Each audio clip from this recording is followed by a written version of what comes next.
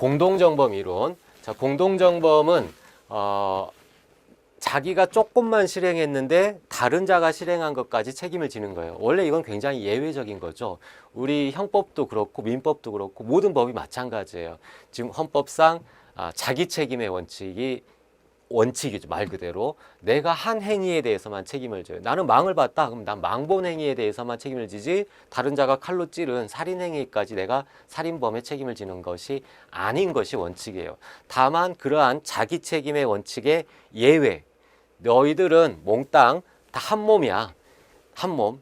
오른팔이 한 행위를 왼팔이 책임을 안 지느냐?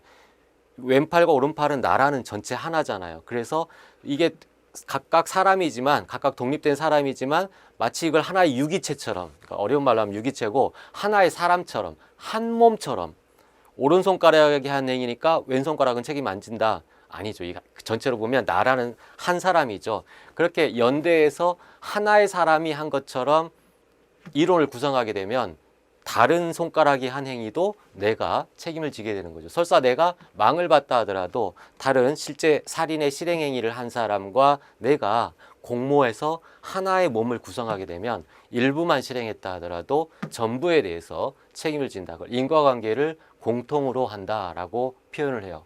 어쨌든 그러한 공동정범 이론을 배우려고 그래요. 이렇게 한 몸으로 취급해서 연대 책임을 지우려면 공동책임, 연대책임.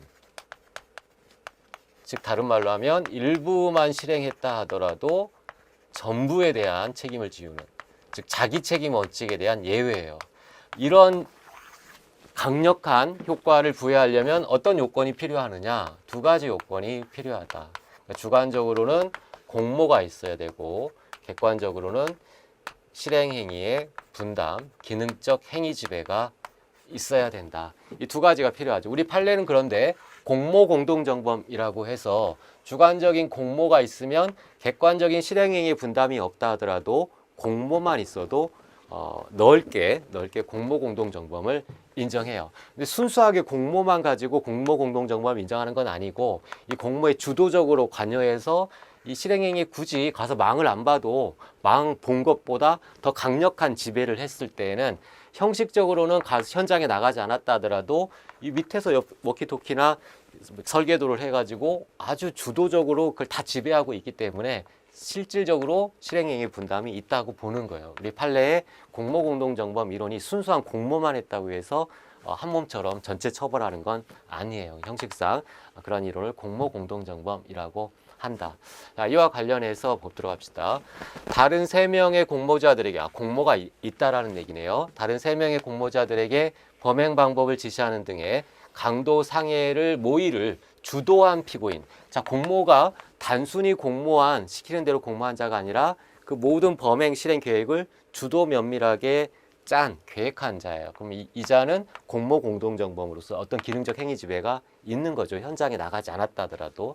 이러한 주도한 피고인이 범행 대상을 따라가지 못한 채 다른 공모자들이 피해자를 뒤쫓아가 강도 상해의 범행을 했다라면 못 따라갔어요. 이 판례를 보면 몸이 비대해서 같이 지금 범행을 저지르러 가는데 다른 친구들은 막 빨리 가는데 자기는 뛰다가 이제 숨이 헐떡거리고 비대해서 땅바닥에 주저앉은 거예요. 범행을 하고 싶었는데 못한 거죠. 그러한 경우에 피고인은 강도 상해죄의 공동정범으로서 책임을 지는가? 그렇죠. 공모해서 한 몸처럼 다룬다라고 했잖아요. 주도적으로 공모했기 때문에 공모 관계에 있어서 강도 상해죄의 공동정범으로서 책임을 지게 된다.